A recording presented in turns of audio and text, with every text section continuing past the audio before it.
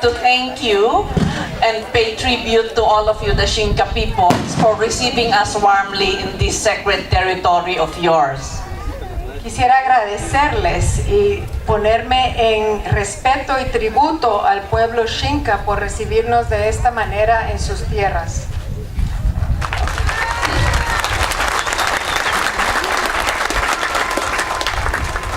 And secondly, I heard what you have said very clearly about your opposition to the mining company, as well as your desire to get the government to recognize your identity as indigenous peoples, as Xinka indigenous peoples.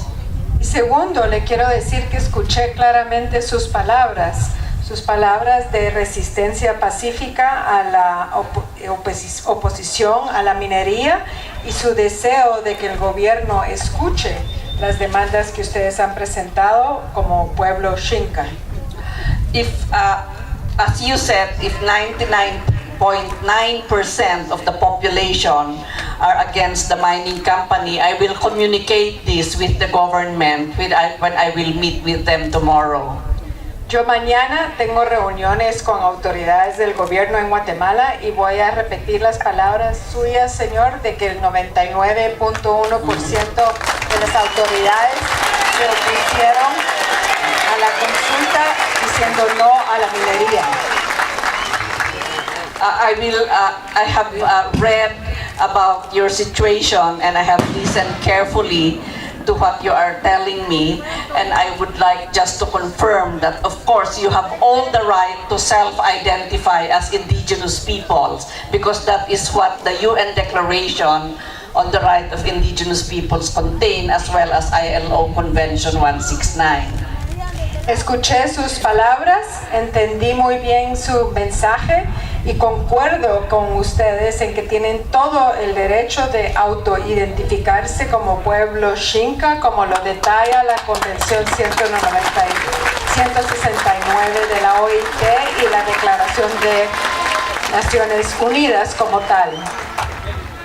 I believe that the efforts being taken to deny you of your identity is a violation of your basic human right as indigenous peoples. Considero también que los intentos de negarles su autoidentificación como pueblo Xinka es una violación de sus derechos humanos fundamentales.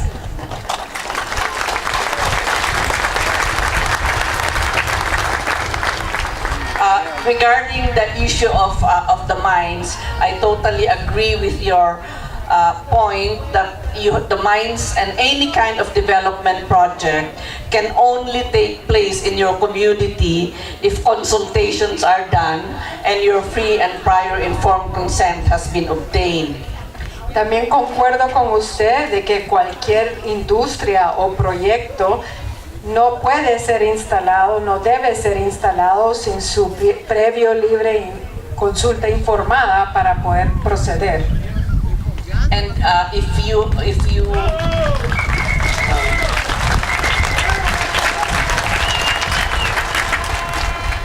and if what you said is true, that you have not been consulted and your consent has not been obtained, I will also communicate this with the government authorities tomorrow.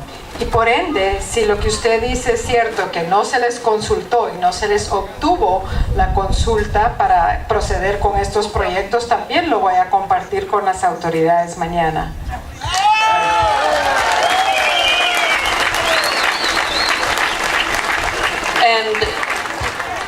And I will of course include in my report that I will present to the government the issues that you have told me today, and ask also for, and I will also make some recommendations on what I think they should do in relation to the issues you have. Y también voy a redactar mi informe considerando los temas y los puntos que ustedes me han compartido aquí hoy, y voy a incluir algunas de mis recomendaciones de cómo debiera proceder el gobierno. So I I'd like to thank you very much for these initial speeches, and I will listen carefully to the subsequent speeches that will be made. Así es que quiero agradecer nuevamente estas dos palabras que me dieron de bienvenida y voy a escuchar con mucha atención y poner todo mi empeño en escuchar y entender los comentarios subsiguientes que me van a hacer. I would like to inform you that indeed I will make a report of the visit that I have done here in Guatemala, and I will present this a brief report before the government on Thursday and also before the press. And in September of this year, I will present a longer report of the observations I made, I have had here in Guatemala, and the recommendations that I'm presenting before the government. Les quiero confirmar, repetir que voy a hacer un informe breve el jueves para las autoridades y también para la prensa, y más adelante en septiembre voy a preparar un informe más extenso con más recomendaciones y hallazgos.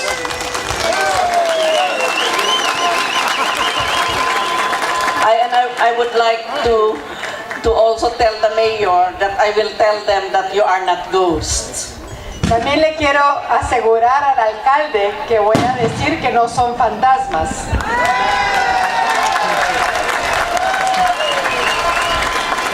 I will tell them that there are thousands of people here in the stadium who have expressed your sentiments to me.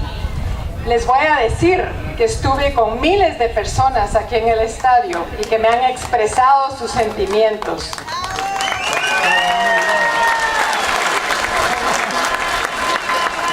I am very concerned about the issues of criminalization and the incarceration of people who have been protesting against this mining company in your territory.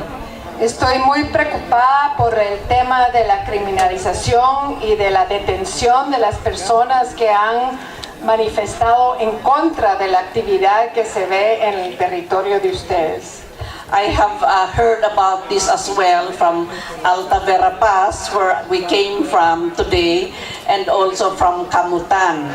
So this is an issue that has been expressed to me in several communities that I have visited.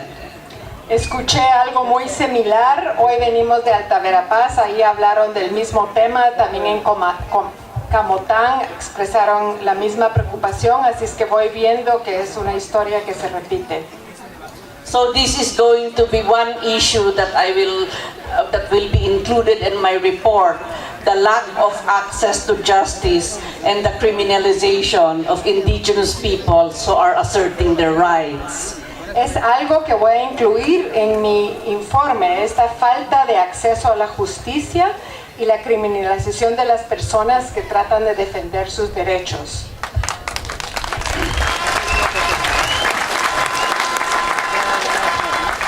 So as I understand, there will still be other people speaking, so I will not take up more time. I just wanted to assure you that we are listening to everything you are saying, and we are documenting this, so we will be able to communicate adequately what we have heard from you all.